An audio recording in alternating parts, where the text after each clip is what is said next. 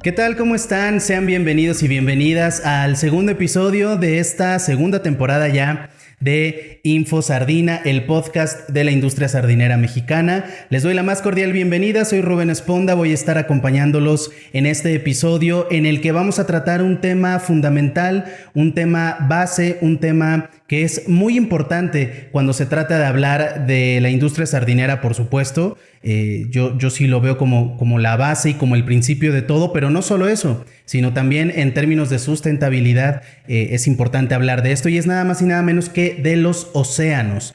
Los océanos, bueno, todos lo sabemos, son fundamentales para la salud del planeta, por supuesto para la industria sardinera en México y en todo el mundo. Y bueno, pues los océanos cumplen muchas funciones. Además de dar mucho trabajo en nuestro país, también son los encargados de regular el sistema climático, son los encargados también de darnos oxígeno, de absorber el CO2 en el planeta y bueno, son la casa y son el hogar de muchas especies, de muchos animales marinos y por supuesto fundamentalmente de la sardina, que es lo que nos atañe. Así es que hoy vamos a platicar de este tema tan importante con un verdadero experto. Hoy les quiero presentar a nuestro invitado, que es Miguel Rivas Soto. Él es director de santuarios marinos de Oceana aquí en México, pero además es también un divulgador de la ciencia y de la democratización del conocimiento. Como director de santuarios marinos de Oceana en México, Miguel Rivas busca incidir en la política pública para salvaguardar y proteger los hábitats marinos. Ya les decía yo hace un momento toda esta importancia y él lo va a desmenuzar con todo el conocimiento que tiene, porque la biodiversidad que él busca salvaguardar pues es inmensa y su trabajo de verdad que vale mucho la pena y está haciendo esos esfuerzos que todos deberíamos hacer, pero que desgraciadamente no es así siempre, pero él está haciendo y aportando su granito de arena y además también impulsa, desde su trinchera impulsa la sustentabilidad para el mejor aprovechamiento de los recursos naturales en pro de las generaciones futuras, que creo yo que ese es el fin último. Muchas veces hablamos del futuro, pero nos olvidamos un poco del presente. Así es que vamos a platicar de esto y más con Miguel Rivas, a quien le doy la bienvenida. Miguel, gracias por estar aquí. Hola Rubén, agradecerte esta invitación, muchas gracias tanto por la presentación como el hecho de poder estar acá hablando del océano. Tú lo mencionabas en el inicio, ¿no? El océano es importante en términos del clima, de lo que respiramos, etcétera, pero también para la vida misma en el planeta, ¿no? El 80% de la diversidad del planeta se encuentra en los océanos y la vida misma se originó en ellos hace más de 3.600 millones de años. Entonces, es algo que pues debemos procurar proteger, ¿no? Muchas veces vivimos de espalda al mar o creemos que porque vivimos lejos de la playa, básicamente el mar no tiene incidencia en nuestras vidas. Y es todo lo contrario, ¿no? Un poco, hoy vamos a hablar algo de eso, de cuán importante es el océano para nuestras vidas y sobre todo cómo podemos tomar acciones desde lo individual y lo colectivo para protegerlo, pues. Totalmente, sí. Yo me acuerdo cuando estaba en la primaria que nos decían el 70%, 80% del planeta es agua, ¿no? Esto implica evidentemente en su mayor parte a los océanos, pero como dices, como estamos muchas veces en lugares muy alejados de la playa, pensamos en el océano solo justo como la playa, solo como un lugar al que vamos de vez en cuando, un par de veces al año, si bien nos va, y solo vamos a divertirnos y nos olvidamos de todo lo que hay más allá de lo que podemos observar, de lo que podemos conocer. Ahora en esta época en la que de pronto los huracanes pasan en una noche de categoría 2 a categoría 5, es cuando ya nos acordamos que existe algo más allá y me parece sumamente importante que hablemos de esto, de tu trabajo, y justamente me gustaría preguntarte ¿cuáles son los retos que tú tienes actualmente en tu posición como director de santuarios marinos de Oceana aquí en México? ¿A qué retos te enfrentas tú respecto al océano, las personas, la humanidad? Platícanos un poquito acerca de tu trabajo. Gracias, Rubén. Tú lo decías también en tu presentación, ¿no? Yo de formación soy biólogo, tengo un doctorado en ecología y me he dedicado gran parte de mi vida académica a este entendimiento, a esta popularización de la ciencia, que la gente pueda entender el conocimiento científico para poder integrarlo a las decisiones de vida, ¿no? Y con eso podamos incluso hacer que los políticos, que los tomadores de decisiones vean el medio ambiente como algo que es de todas y de todos que debemos proteger. Creo que ese es uno de los principales desafíos que tenemos. ¿Cómo podemos hacer que el medio ambiente y que el océano sean de interés público, ¿no? Eso generalmente se debe a que el medio ambiente es relegado, ¿no? No es una de las secretarías más importantes cuando se designan los gabinetes, quizás es el puesto al que no todo político quisiera aspirar, ¿no? Prefiere estar en economía, relaciones exteriores, cosas que le den más visibilidad, ¿no? Pero medio ambiente es algo que se ha ido tornando cada vez más importante, ¿no? Y justo tú lo mencionabas con un muy buen ejemplo, que es esta idea de cómo el océano como regulador del clima se vuelve, por así decirlo, en contra de nosotros o de nuestros estilos de vida cuando llegan estos fenómenos meteorológicos adversos, ¿no? Cuando hablamos de huracanes, lo vimos en Acapulco, ¿no? La situación que pasó en Acapulco con el huracán Otis, cómo este huracán sin precedentes pasó de categoría 1 a categoría 5 muy rápidamente y generó una devastación y destrucción que no habíamos visto en este lado del Pacífico, ¿no? Y así, pues en estos mismos días que estamos teniendo esta entrevista y un huracán que está por tocar tierra en Yucatán, ¿no? Y cada vez más, de acuerdo a la NOAA, que es esta agencia atmosférica de los Estados Unidos, los huracanes cada vez tienen mayor frecuencia y además son más potentes, son más devastadores, ¿no? Y eso se debe a la energía que se libera producto del calentamiento de las aguas, y ese calentamiento de las aguas es parte de la crisis climática que estamos viviendo. Entonces, en la naturaleza todo está conectado, y es por eso que diré que esta toma de decisiones desde lo público conecta finalmente sí o sí con la naturaleza, y es algo que nos debe importar a todos y a todas. Sí, de acuerdo. Y creo que también ahí entra este tema de la divulgación de la ciencia, que está como muy estigmatizada para mucha gente. Es que es aburrido, es que de escuchar un programa de radio, de revista, de variedades, a escuchar uno de divulgación científica, pues mejor el primero. Creo que sí hay una labor ahí muy importante que nos falta hacer, ¿no? Desde el lado de los medios de comunicación, de divulgación, y también por el lado de los científicos, pues acercar a la gente tal vez con otras palabras, tal vez con otros ejemplos, tal vez de forma más didáctica para que entendamos de una vez por todas, pero también nosotros como consumidores necesitamos acercarnos a la ciencia, porque lo mencionamos ahora con lo de los huracanes, no queda nada más no sé, en temas de escuela, ¿no? Y de los datos que nos aprendimos de niños, sino justo esto a la hora de que se presenta un fenómeno meteorológico, a la hora de que pasamos meses con un calor insoportable y no entendemos por qué, pero sí nos quejamos cuando se inundan las calles, pero no tiramos la basura en su lugar. En fin, son muchas cosas en las que nosotros también estamos dañando al medio ambiente, y creo que ahí la divulgación científica pues juega un papel muy importante, ¿no? Sí, concuerdo contigo, Rubén. Esto tiene que ver con cómo sacamos la ciencia del laboratorio, ¿no? Y dejamos de hablar en este lenguaje tan complicado y tan técnico para traducir esto de alguna forma a las personas de a pie, ¿no? De toda esta gente que no se dedica a la ciencia y no tiene por qué hacerlo tampoco, pero que pueda comprender estas cosas básicas del conocimiento científico que deberían permear a la sociedad, porque sobre eso viene la toma de decisiones. Cuando pasamos periodos electorales y tenemos que elegir autoridades, es importante saber qué piensan ellos y ellas acerca de la crisis climática, del problema que tenemos de pérdida de biodiversidad, de la falta del agua, que son todas estas cosas que nos atañen a nosotros.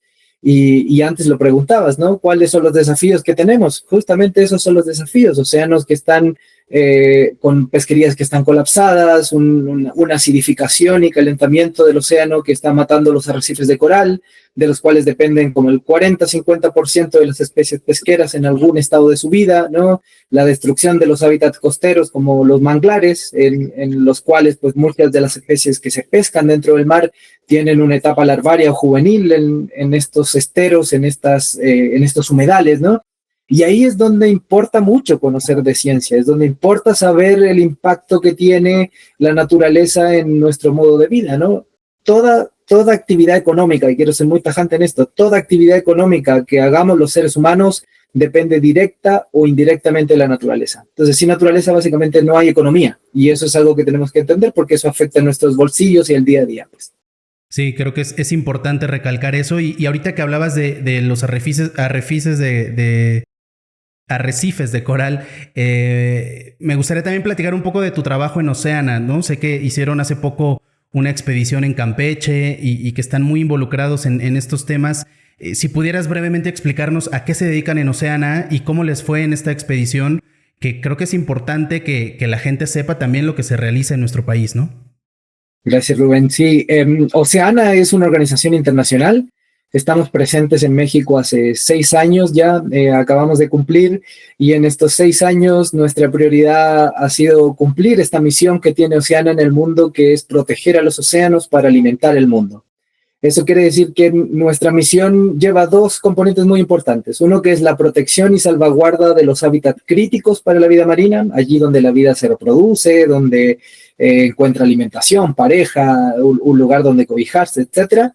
Pero también la alimentación de las personas. Eso quiere decir que creemos en océanos sanos y abundantes para que sirvan para la actividad pesquera, para la actividad de los seres humanos, pero que sea una actividad sostenible en el tiempo y sustentable de manera ecológica. Eso quiere decir que no pesquemos más de lo que la naturaleza es capaz de producir, y que sean las comunidades costeras y las personas que viven del mar quienes principalmente se beneficien de una actividad que tiene que ser sustentable, tanto para sus estilos de vida como también para el modelo económico y para la vida que llevamos las personas citadinas incluso, ¿no? Entonces, esa es la misión que tenemos en Oceana. Llevamos campañas, nosotros le llamamos campañas a la forma que tenemos de trabajar, que es, por ejemplo, a mí me toca liderar las campañas que salvaguardan estos santuarios marinos, estos lugares para la vida marina, ¿no? Pero tenemos campañas contra contaminación por plástico, con campañas para recuperar pesquerías, para que haya mayor transparencia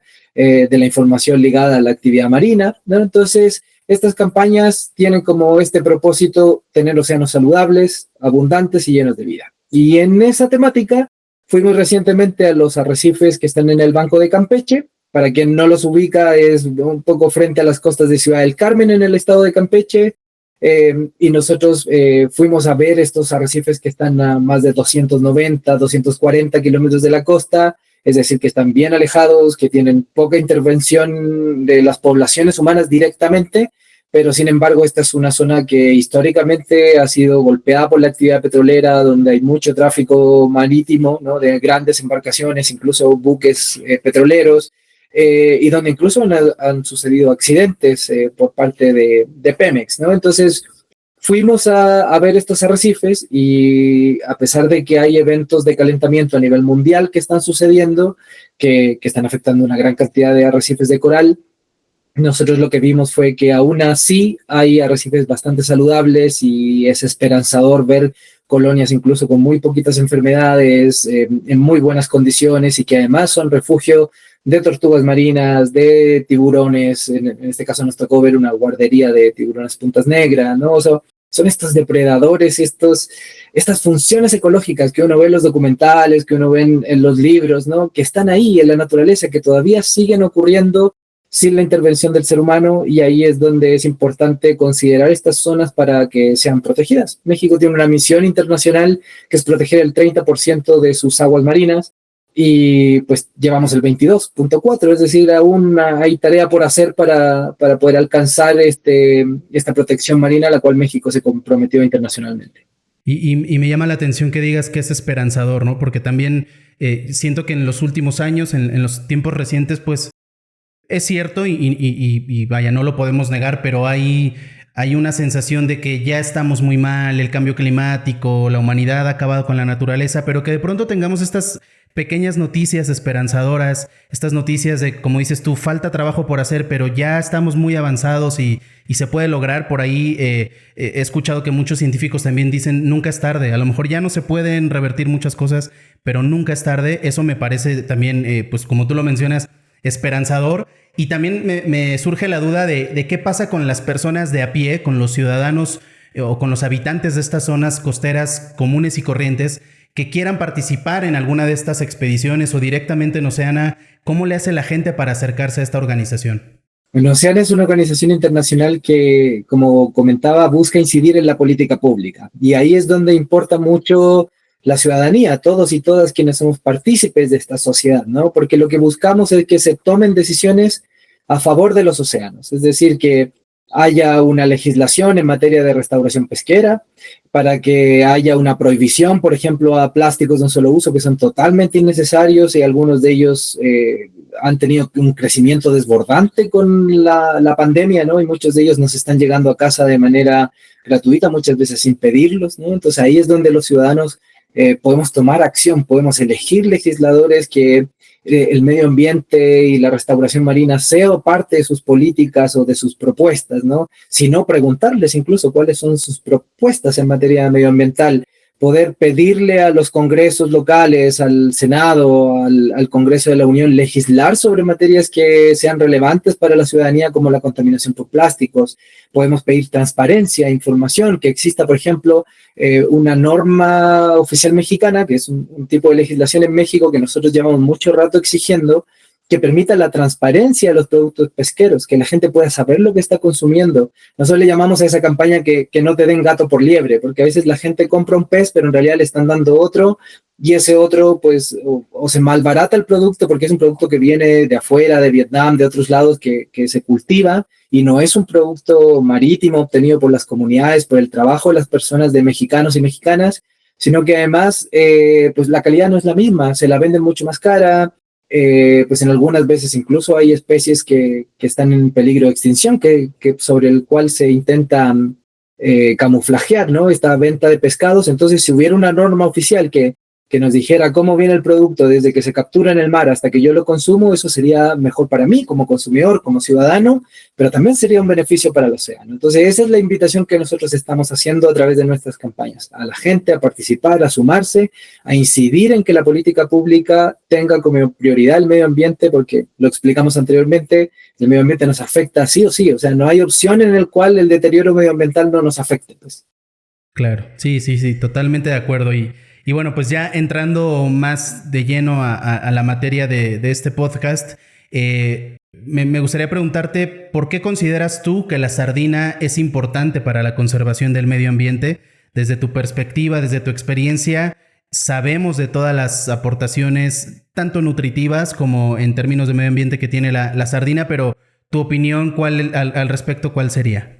Bueno, estos peces pelágicos, ¿no? Que son de gran importancia en las pesquerías, pero sobre todo en términos de volúmenes, ¿no? Estamos hablando de grandes cardúmenes. Para la gente que no es entendida en esta materia, va a saber que los volúmenes de estos pelágicos menores, sardina, anchoveta, son unos cardúmenes enormes, gigantes, que son base de lo que en la escuela uno aprende, que es como esta cadena alimenticia, en donde uno se come a otro y ese otro se come a otro, ¿no? Cuando nosotros vemos este aprovechamiento de estos pelágicos, ¿no? Tiene que ser de manera sustentable, porque de lo contrario le estamos quitando a los animales en el mar la posibilidad también de poder adquirir alimento, ¿no? Entonces, para eso se necesitan muchos estudios poblacionales. Necesitamos saber cuánto hay, cuánto es la cuota que podemos extraer del océano para que esto les permita reproducirse y permita que esos volúmenes de cardúmenes sigan siendo importantes, ¿no? O sea, México es un país importante en esta pesquería, en los estados de Sonora, Sinaloa, las Bajas Californias, ¿no? Son estados de mucha importancia, porque ahí es donde estos peces se producen, pero también son importantes para las rutas migratorias de grandes mamíferos marinos, por ejemplo, de tiburones, ¿no? Delfines, etcétera. Entonces, estos animales tienen como propósito también alimentarse de estos peces pelágicos. Entonces, cuando nosotros los sacamos en demasía del océano, pues podemos producir un desequilibrio. Entonces, ahí es donde viene qué tan importante es la pesquería, cuánto conocemos de ella. Si la pesquería estamos pescando más o menos de lo que la naturaleza es capaz de producir. Esos son los balances que tienen que regularse de alguna forma y que nosotros debemos tener en cuenta. ¿Por qué? Una, porque es una fuente de trabajo, es una fuente importante de nutrientes, lo decías tú mismo. Nosotros mismos en Oceana decimos que no hay mejor proteína que tenga menor impacto en términos de producción de dióxido de carbono que no sea la proteína animal que proviene del mar, ¿no? Y aunque haya mucha gente que nos está escuchando que diga, no, pues yo no como peces, no me gusta esto. Gran parte de los animales que se alimentan del ganado, ¿no? Ya sean aves o porcinos, vacunos, algunos de ellos son alimentados con harinas que se obtienen a partir de estos cardúmenes. Entonces, es importante entender que sí o sí estamos ligados a esta salud de estos animales. Entonces, esa es nuestra postura. Nuestra postura es que se protejan los lugares donde estas especies tienen oportunidad de alimentarse, donde tienen oportunidad de obtener refugio, encontrar pareja, reproducirse, estas cosas que son básicas de la naturaleza, ¿no? hay que identificar dónde están esos lugares, protegerlos para que entonces haya un efecto que nosotros le llamamos el efecto de derrama, ¿no? El spillover, que se conoce en inglés, que es esta idea de va a haber lugares donde las especies se van a concentrar, se van a reproducir y van a estar tan bien naturalmente que solas se van a desplegar hacia lugares donde vamos a poder aprovecharlas y poder tener entonces una pesquería sostenible y sustentable. Y también creo que entra ahí el tema de las certificaciones, ¿no? Para tener una pesca responsable que, digo, tú sabrás más, yo me imagino que esto sucede en general, pero particularmente con la sardina. ¿Cuál es la importancia de estas certificaciones de pesca responsable para, no solo para la industria de la sardina, también para los consumidores? Porque hay gente que solo piensa en lo que yo estoy consumiendo y se olvida de dónde vienen los productos, y evidentemente hay gente que solo piensa en la industria y se olvida del consumidor. Entonces a mí me parece que es un juego de ida y vuelta, y entonces la pesca responsable beneficia más bien a ambas partes, ¿no? Concuerdo, Rubén. Para que una pesca sea sostenible, la gente que nos escucha tiene que entender que es una cosa muy básica. Hay peces en el océano y nosotros no podemos sacar más peces de los que hay o de los que permitan una recuperación natural de ese ciclo de vida, ¿no? Porque en el momento que nosotros sacamos más, esa reproducción ya no se permite y no hay los mismos volúmenes y por lo tanto vamos a seguir extrayendo más y esos volúmenes van a ser cada vez menos hasta que la especie se extinga o simplemente esté en un deterioro, ¿no? Entonces, el hecho de que existan certificaciones que avalen que estas pesquerías son sustentables siempre va a ser una información que es mucho mejor tenerla que esté ausente, ¿no? Eso, como consumidores, de pronto poder tener estos sellos en temas forestales, también existe esto de los bosques sustentables, ¿no? En términos marítimos, sobre pescas que cumplen ciertas políticas, ¿no? Y, sin embargo, creo que es una labor del gobierno, sobre todo los gobiernos nacionales, de poder hacer que estas certificaciones tampoco sean una suerte de compra, ¿no? Que solo se compre la certificación y con eso, pues básicamente yo puedo tener una garantía, ¿no? Sino que tiene que haber una regulación, tiene que haber alguien detrás que fiscalice que esas certificaciones realmente se están cumpliendo, ¿no? Entonces, creo yo que sí son necesarias, sí son importantes, sin embargo, siempre va a ser más necesario una regulación a nivel nacional que permita que esas certificaciones realmente se cumplan y quienes no las cumplan también que estén sujetos a las sanciones que correspondan, ¿no? Entonces es una mezcla entre ambas políticas, tanto privadas como públicas, donde el consumidor tiene que tener esta capacidad de saber de qué se trata, qué es lo que significa y finalmente tomar la mejor decisión de consumo. Ok, y además de las certificaciones, desde tu perspectiva, ¿hay alguna otra acción que se tenga que hacer para lograr pues esto de que la pesca de la sardina sea, o la industria de la sardina sea cada vez más sostenible? ¿Habría algo más que nos falta hacer? Creo que lo que tenemos que poner como prioridad es conocer los stocks pesqueros, al derecho y al revés. Tenemos que saber todo alrededor de los stocks pesqueros justamente para saber que no estemos pescando más allá de lo necesario. Solo cuando sabemos y podemos establecer una cuota que es biológicamente viable, vamos a poder establecer si otras cosas que debieran preocuparse, como por ejemplo el tipo de enmayes que se usan, ¿no? Si saber si esto tienen bycatch o no tienen bycatch, que es esta pesca no objetiva para que la gente nos entienda, ¿no? Esto, si yo pretendo pescar una cosa, si yo estoy pescando otras cosas, saber cuánto es el porcentaje que puedo aceptar como viable para que eso ocurra, ¿no? Entonces, son cosas que se tienen consideradas, pero que tienen que aplicarse dentro de la legislación. A veces, y México se caracteriza mucho por eso, tener muy buenas legislaciones o tener muy buenos acuerdos para cómo tienen que ocurrir las cosas. Sin embargo, hay que velar que eso se cumpla en la práctica, ¿no? Que no sea necesariamente un discurso o la ley básicamente no quede en un papel. Para eso tienen que haber inspectores, las autoridades de gobierno, ya sea Profepa, la misma Conapesca, tienen que hacer su trabajo y sobre todo entender que cuando una pesquería entre en un periodo de deterioro, ahí sí hay algo que se tiene que hacer, es pues dar esa voz de alerta y tomar las políticas públicas que se necesiten para recuperar esas pesquerías. Creo que eso, a ver, aplica tanto para la sardina como para cualquier otra pesquería. Es algo en general, quizás lo que yo te estoy comentando, Rubén, pero me parece tan básico y que a veces no logramos cumplirlo que creo que deberíamos partir de ahí para considerar cualquier pesquería como sustentable o no. Y hablando particularmente de México, Creo que hemos escuchado muchas veces que nuestro país tiene muchísimas bondades en cuanto a fauna, a flora, ¿no? Que tenemos muchos ecosistemas, tenemos todos los climas, tenemos costas, tenemos bosque, tenemos... Y entonces de pronto pareciera que estamos desaprovechando y estamos malgastando los recursos que tiene nuestro país. Desde tu punto de vista, además de lo que ya nos platicabas, ¿qué podríamos hacer en México en particular? Pensando en toda la industria pesquera de todas las costas del país, ¿qué podríamos hacer para tener una mejor pesca, una pesca sostenible, una pesca sustentable para lo que decíamos hace un momento, para las generaciones futuras, que finalmente pues serán ellos quienes paguen las consecuencias buenas o malas de lo que hagamos hoy, ¿no? Si nosotros analizamos la pesca como actividad humana de quienes se dedican a esta actividad, ya sea de manera industrial, de manera ribereña, etcétera, sigue siendo una actividad que la hacemos así como lo hacíamos hace millones de años atrás, ¿no? Bueno, miles de años atrás más bien. No, solo hemos cambiado la tecnología con la que se hace, ¿no? Un poco se hace de manera más eficiente hoy en día, pero seguimos capturando animales salvajes de la naturaleza. Básicamente es eso, ¿no? Algo que pues con la ganadería y la agricultura ya pues en tierra ya no se hace, ¿no?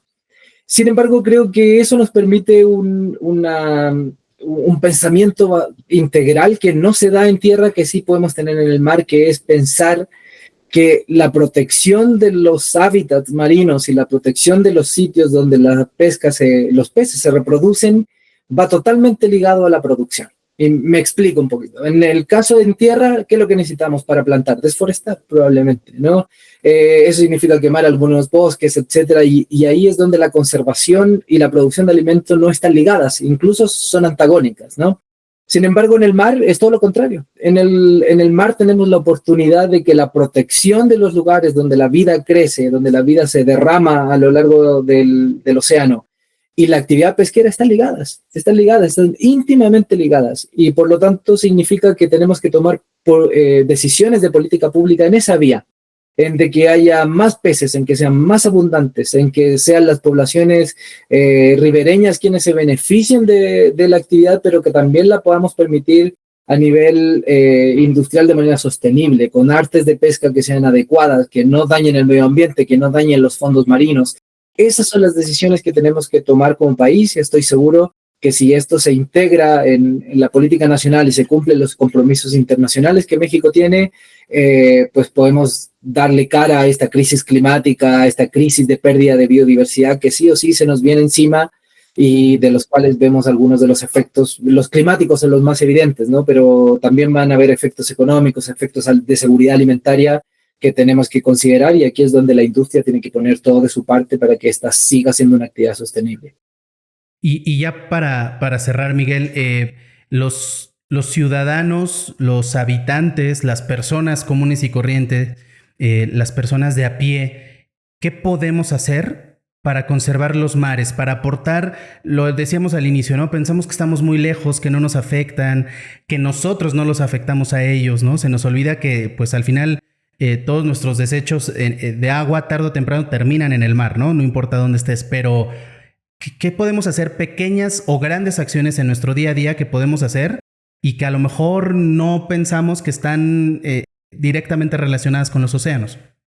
Sí, mira, hay cosas que nosotros podemos hacer desde las decisiones de consumo que tenemos el día a día, que parecen poco o parecen un pequeño granito de arena, pero es mucho. Quiero que si alguien nos está escuchando, sepa que el poder que tienes tú de decidir sobre qué consumes y qué no determina todo. Básicamente, cuando las personas son capaces de coordinarse y unirse, estos efectos que incluso ambientalistamente han sido ridiculizados, como esta idea de, pues no pide popotes porque salva las tortugas. Sin embargo, todo lo que compramos en el supermercado viene en un envoltorio plástico. Pasan por esta dualidad en la cual intento tener una decisión consciente, pero en realidad no tengo muchas opciones para hacerlo en el día a día, ¿no? Entonces, creo que esas son pequeñas acciones que no hay que minimizar. Si tú no quieres pedir el popote, si crees que llevar tu bolsa todos los días hace un cambio, hazlo, porque no hay labor pequeña. Si tú quieres elegir productos que tengan una determinada certificación, si quieres tú además consumir local, si quieres consumir productos de temporada o no consumir productos, por ejemplo, cuando están en veda, aunque tú no sepas, ¿no? Porque puede que ese producto esté en veda de pesca, pero haya sido pescado antes. Pero si tú quieres tomar esa decisión consciente, mi posición es hazlo. Hazlo porque nadie debe minimizar el mínimo esfuerzo que tú quieras hacer por algo que es de todas y de todos. El problema del aire, el problema del océano es que este problema de los comunes, es que nadie es dueño de él, pero todos lo somos de alguna forma. Entonces, poder aportar sobre esa toma de decisiones tiene que ser algo que hagas. Si vas de vacaciones, que sea un lugar sostenible, no te lleves las conchitas porque son parte de la arena. Son decisiones que parecen pequeñas y incluso algunas ridículas, pero créeme, hacen el cambio en sí y tú como consumidor tienes el poder de cambiar las cosas y de tomar las mejores decisiones para el medio ambiente. Sí, y creo que ahí, como dices, ¿no? A lo mejor podemos adoptar pequeñas costumbres. A mí esto de llevar una bolsa de tela y ya no pedir bolsa de plástico me parece de lo más sencillo, porque puedes dejarla, si tienes auto, en la cajuela o en la mochila, si vas a pie, y sacas tu bolsa ya, ¿no? Si puedes evitar pedir bolsa y puedes cargar los productos con tu mano, hay veces que no se puede, lo entendemos, pero en medida que adoptemos, ¿no? Yo creo que se trata de eso también, de adoptar pequeñas costumbres que a lo mejor antes no hacíamos y ahora sí. Eventualmente habrá situaciones en las que digamos, híjole, es que aquí ya fallé, aquí no se pudo, bueno, pero las otras veces que sí pudiste, ya aportaste, ya apoyaste al medio ambiente y como dices tú, no minimicemos ningún hecho por pequeño que parezca. Y también creo que a veces nos pasa que decimos, pero si el vecino no lo hace, ¿por qué yo sí? Pero si el de enfrente no lo hace, bueno, olvidémonos un poco de los demás y creo que si actuamos en función de nuestro propio beneficio, sin mirar al de enfrente, creo que vamos a poder ir avanzando de a poquito para después llegar a esta coordinación colectiva de la que tú hablabas, que bueno, pues sería lo ideal, pero pues muchas veces no se puede. Y creo que también al vivir lejos de las costas estamos no tenemos esta sensibilidad de la naturaleza, ¿no? Estamos muy al ritmo de la ciudad y de la tecnología y bueno, pues nos olvidamos un poco de eso, pero creo que me parece muy, muy bueno este consejo de pequeñas acciones que podemos adoptar para hacer un impacto que a lo mejor no vamos a ver, pero que sabemos que ahí va a estar.